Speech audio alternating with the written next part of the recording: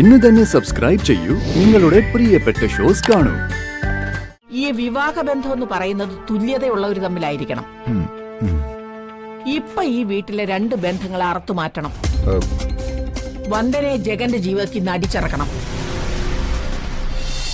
എനിക്ക് വന്ദനമ്മ കുറച്ച് ദിവസം എന്റെ കൂടെ ഇവിടെ നിൽക്കണം. അത് അച്ഛൻ പറഞ്ഞ് റെഡിയാക്കാന്നേ. മോള് പാകത്തേക്ക് വാ. ഇല്ല, വന്ദനമ്മ ഇവിടെ നിർത്തുമെന്ന് അച്ഛനും അച്ഛമ്മയും സത്യം ചെയ്ത് തന്നാലേ ഞാൻ ഇവിടെ നിന്ന് അകത്തേക്ക് വരുള്ളൂ.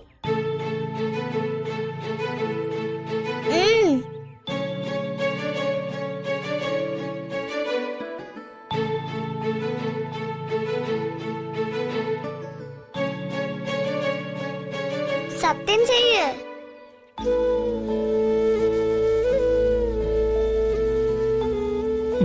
സത്യം.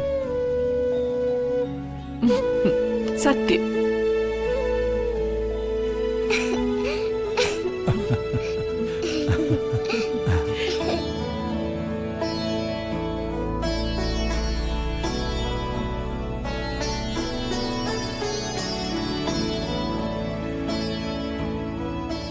അവളുടെ കള്ളച്ചിരി കണ്ടില്ലേ?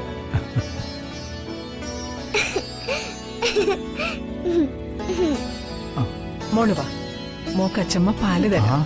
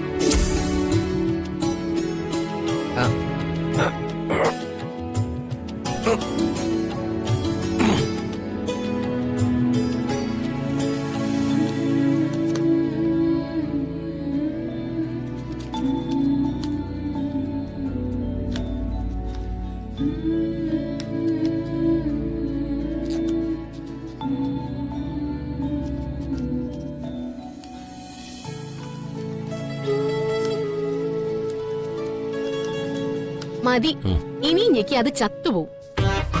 രാവിലെ തമാശിക്കാൻ നിക്കല്ലേ. ഈ പേസ്റ്റ് ഒരാഴ്ച കൂടി ഞെക്കി തേക്കാവുന്നേ ഉള്ളൂ. ഇനി മുതലേ ഇവിടെ ഒരു നേരം മാത്രം പല്ലേച്ചാ മതി, രാത്രി പല്ലേക്കാൻ നിക്കണ്ട. അച്ഛന്റെ ചെലവിൽ കഴിഞ്ഞപ്പോ 3 നേരവും പല്ലുതേപ്പായിരുന്നല്ലോ. അതൊക്കെ അങ്ങനെ തന്നെ. ജീവിതത്തിൽ ചില നേരങ്ങളിലെ ചില മാറ്റങ്ങൾ വേണ്ടി വരും.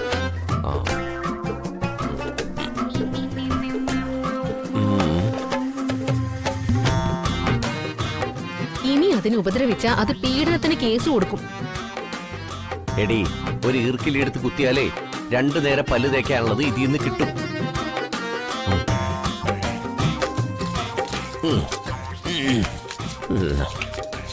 കണ്ട കണ്ട പ്രകാശേട്ടാ, അത് ഇന്നിവിടെ സദ്യൊരുക്കങ്ങളൊക്കെ ഉണ്ട്. ഇന്നാണോ ഗോകുലിന്റെ ബർത്ത്ഡേ? അങ്ങനെയാണെങ്കിലേ പുറത്തുപോയി നമുക്ക് എന്തെങ്കിലും കഴിക്കാം. സദ്യ ഒരുക്കുന്നതിനേക്കാൾ ലാഭം അത് തന്നെയാ. അവന്റെ ബർത്ത്ഡേ മകരത്തിലാ. പിന്നെന്തിന് ഇന്നൊരു സദ്യ? അത് പ്രകാശേട്ടാ, ഇന്നിവിടെ വർഷയും വിക്രമും വന്ദനയും ജഗനും ഒക്കെ വരും. അതിന് പൂജയാണല്ലോ.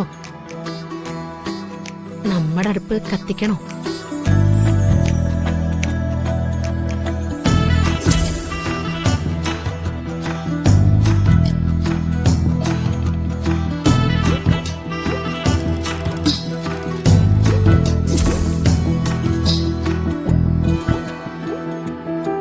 ഗ്യാസിനൊക്കെ ഇപ്പൊ എന്താ വില?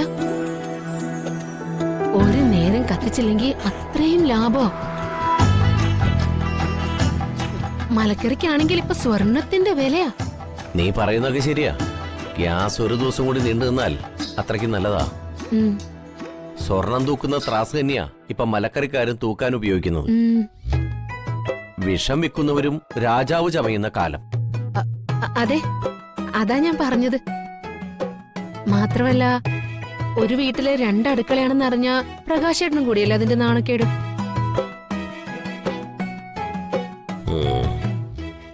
ആ വിക്രമും ജഗനും ഒക്കെ പ്രകാശേട്ടനെ കുറിച്ച് എന്ത് കരുതും? ഇന്ന് നമുക്ക് എല്ലാരും ഒരുമിച്ച് സദ്യ കഴിക്കാം. എന്നാ ഞാൻ അങ്ങോട്ട് പോട്ടെ. രാവിലെ അടുക്കള കയറി അമ്മയെ സഹായിച്ചു കൊടുത്താലേ സമയത്തിനെല്ലാം റെഡിയാവൂ. നിക്ക്, നീ ഇന്നെനിക്ക് പച്ചക്കറിയും ഗ്യാസും ഒന്ന് ലാഭിച്ചു തരാൻ നിൽക്കണ്ട. നീ തന്നെ ഒരു പാഴ്ചെലവാ.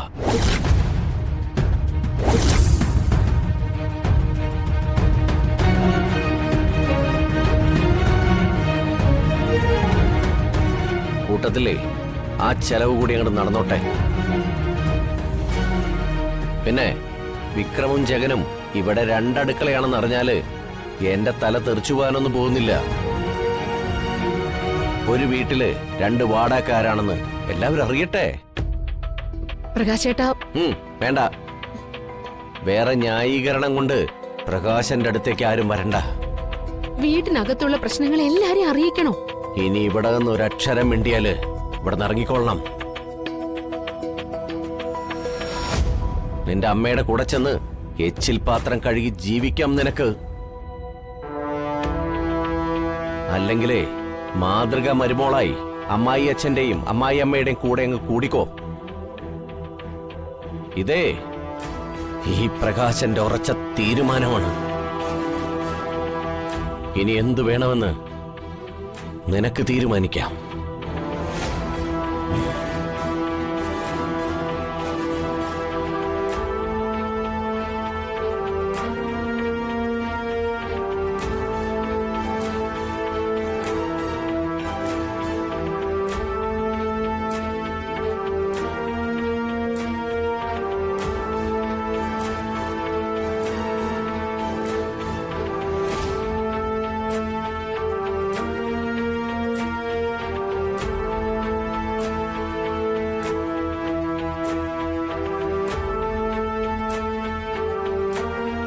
ഈ വിവാഹബന്ധം എന്ന് പറയുന്നത് തുല്യതയുള്ളവർ തമ്മിലായിരിക്കണം. ഇപ്പൊ ഈ വീട്ടിലെ രണ്ട് ബന്ധങ്ങളെ അറുത്തു മാറ്റണം. വന്ദനയെ ജഗന്റെ ജീവിതത്തിൽ നിന്ന് അടിച്ചിറക്കണം.